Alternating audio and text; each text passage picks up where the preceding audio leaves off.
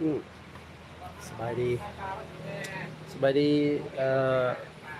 สาวสั่งทุกทานเนาะคือว่ามันนี้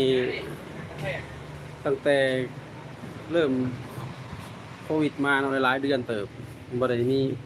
เอ่อการไลฟ์สดเนาะมีอยู่ทางห้านเฮาเนาะขายเครื่องเสียงมื้อนี้สิพาไปซ่อมอ่า power mixer 575เนาะตอนนี้มีสั่งขายอยู่ทางนอกแล้วเนาะไปลองเบิ่งอันนี้คือทางในห้านเด้อทางในห้านจะมีขายพวกตู้ลำโพงเนาะตู้ลำโพงอะไรตู้ลำโพงกับมิกเซอร์มิกเซอร์ QU QU 32เนาะ QU 32ก็มิกเซอร์หลายยี่ห้อเนาะทำอะไรทางฐานใดสนใจจะลองเขามาเลือกมาเบิ่งได้นะมาลองเครื่องเสียงดูห่านเท่าไรนะห่านหนุ่มไทยเนาะแล้วก็มันจะมีตู้วีวีเนาะราคาก็บ่แพงเนาะเดี๋ยวทำมาเบิ่งวิธีแปลงแอมเนาะนี่ครับ575หนุ่มเนาะเดี๋ยวจะขออนุญาตเปลี่ยนมุมกล่องปันเนาะเด็กข้างในมันมียังเนาะอันนี้คือฟิวอันนี้เป็นฟิวไฟเนาะฟิวไฟตัดไฟภูเขาปวดฟิวก่อนเนาะฟิวไฟนี่สายลำโพงอันนี้สายใส่ฮอนเนาะแล้วก็นี่ก็ฟิวของสปีกเกอร์เนาะฟิวลำโพงอยู่ข้างในแอมแต่ข้างในของนี่ยังมีหม้อแปลงแล้วก็ไฟผ่านหม้อแปลงมาเข้าไดโอดแล้วก็แปลงไฟ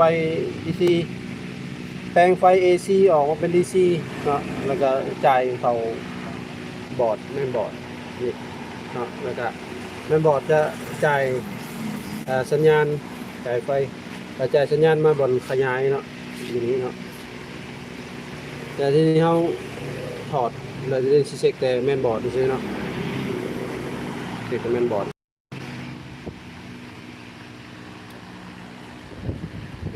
ไปมาแล้ว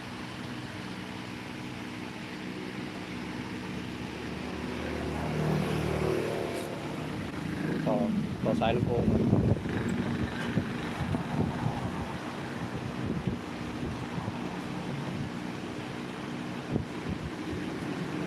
ภาพก็คืออาจจะมันจะบ่แจ้งไปเลยเนาะเพราะมันเฟดกับแสงแดดแห้งแฝงสวรรค์เขตเฮาเนาะแดดแห้งแหบเลยแหละต้องใส่พัดลมตัวใหญ่ผัดสั่นบลอดแบบร้อนแห้งแล้วมาลองจับสัญญาณเบิ่งขึ้นบ่ปะเก่าปะดังบ่ไปฟังดังค่อยๆเห็นบ่ดังบ่ฮะเดี๋ยวแป๊บเดียวรออีกนิดนึงก่อนคือสมมติว่าเขาซ่อมแอมเฟสเนาะแอมมิกเซอร์นี่เขาจะเช็คแต่แมนมันดับอันนี้เนาะแล้วเขามาถอดสายสัญญาณออกสัญญาณมาแต่คอนโทรลกดออกเลยนะแล้วก็มาจับมันว่ามีเสียงดังออกลำโพงบอกฟังได้ดังบอกมันจะมีเสียงดังค่อยๆจะดังค่อยๆแสดงว่าแมนขยายเพแล้วเนาะขยายตายหมดแล้วตัวขยายที่เป็นระบบใน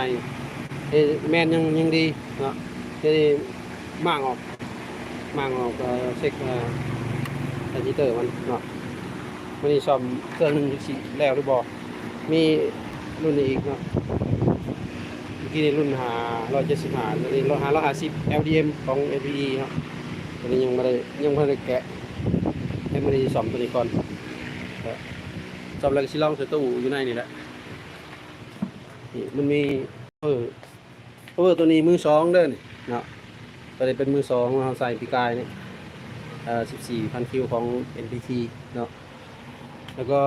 มันมีโตมหาโหดนี่เนาะอันนี้คือ 8โอห์ม3,000 วัตต์เนาะถ้า2โอห์มจะได้อยู่7,100 วัตต์เนาะ2คูณ7,100 วัตต์2โอห์มที่2โอห์มครับ2โอห์มได้เนาะตัวนี้เนาะ21นิ้วคือว่าแห้งสมควรอยู่เนาะเดี๋ยวเอางานปีนี้สิได้เอาไปใส่ตัวจริงหนักๆเนาะเพราะว่าต้องทดสอบซื่อเนาะแต่ว่าการทดสอบมันผ่านแล้วเนาะแห้งคุณแห้งอันนี้มิกเซอร์ดิจิตอลQU32 เนาะแล้วก็มีตู้ของAJ ครับ AJ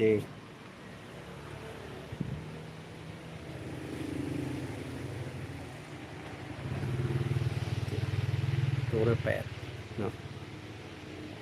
ไอ้ซาเบตซาเบต12 นิ้วท่านทุกท่านที่สนใจเครื่องเสียงเนาะอยู่ห้านเฮาเนาะมีทุกอย่างเนาะแต่ว่าบางอย่างบ่มีก็ต้องสั่งสอบให้ได้แน่นอนเนาะราคาโรงงานหมดแล้วเนาะราคาถึงอันนี้มิกเซอร์ดิจิตอล M16 แล้วก็มี XA18 เนาะ18 XA16 XA12 มีครบทุกอย่างครับพวกกีตาร์เนาะกีตาร์สายต่างๆเนาะช่วงบ่ายๆเครื่องจะเข้ามาอีกเนาะอันนี้สายสัญญาณเนาะสำหรับ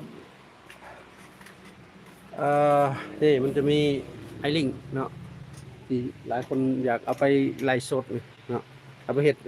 เกี่ยวกับยังไงมีอยู่ห้านทำมีเด้อจะกี่กว่านี่75,000 กีบเนาะบ่แพงราคาบ่แพงเนาะแล้วก็มีบลูทูธกล่องรับสัญญาณบลูทูธ X5 ตัวนี้ราคา200,000 กว่าๆแล้วเนาะแพงบ่ได้คือว่าตัวนี้รับสัญญาณได้ไกลตัวนี้เนาะ30 เมตร20 เมตร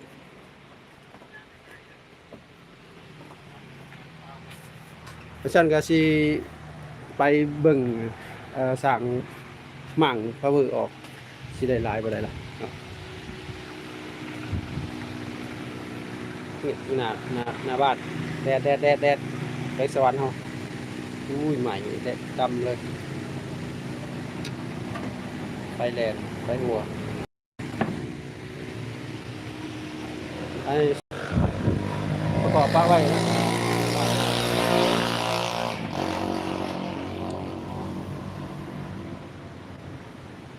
สวัสดีประกอบป้าไว้อยู่หน้าบ้านนะ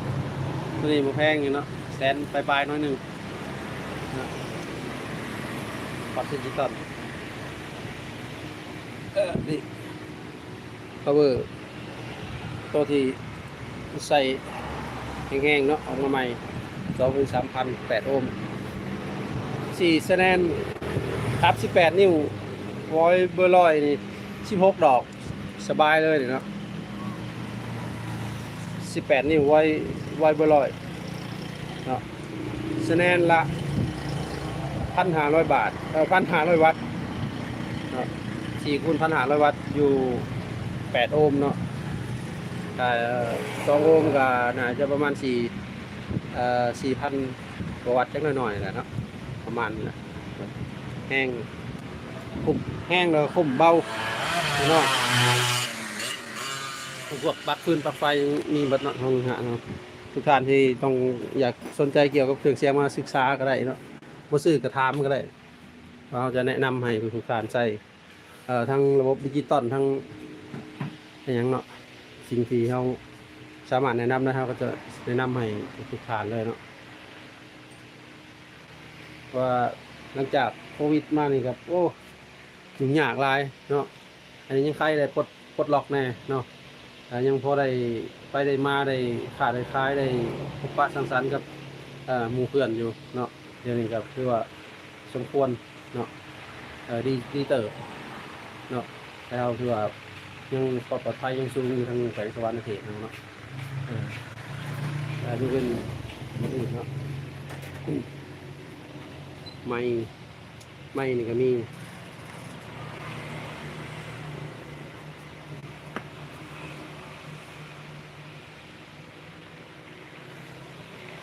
แล้วก็พวกนี้เป็นนาของยี่ห้อโปรพัดเนาะ EQ EQ มี USB เนาะมี USB มีบลูทูธสำหรับของรถเนาะเสร็จแล้วขอขอบใจนำมาตรฐานเนาะที่ติดตามช่องช่องได้มาที่เก่าเนาะเพิ่งจะได้มานี่แหละเนาะแล้วก็มาไล่สดเพื่อให้พี่น้องได้รับรู้ทราบเกี่ยวกับระบบเครื่องเคียงอย่างต่างๆเนาะแต่ว่าเมื่อนี้นี่ให้สร้างถอดมันก่อนเนาะก็วิธีเบื้องต้นมันก็ประมาณนั้นเนาะมีเซ็กฟิวเซ็กอย่างต่างๆทันฟิวมันบ่ขาดอย่างเอามาสร้างเนาะทันฟิวมันขาดก็ใส่ลงมือก่อนทันใส่แล้วมันขาดจังเอามาเนาะแสดงว่ามันมีปัญหาระบบมีปัญหาต่อไปแล้วเนาะสั่นแหละเวลาเขาใส่ power ไปยังใส่แอมเนาะก็ต้องได้ระวังหนึ่งสายลำโพงเลยเนาะเฮ็ดให้มันละเอียดสายลำโพงสอดกันกับแอมยังกับบ่ยังกันเลยเนาะมันก็เฮ็ดให้เสียหายของใส่ของมันเนาะสำหรับมาฮอดนี้เนาะสิได้จบการไลฟ์สดจะหน่อยก่อนเนาะแล้วประมาณสิแรงๆมั่ง power แล้วจังสิมาเบิ่งว่าตัวใดมันเสียเนาะเพื่อให้ทุกท่านได้รับทราบเกี่ยวกับ power 575ตัวนั้นเนาะมันเป็น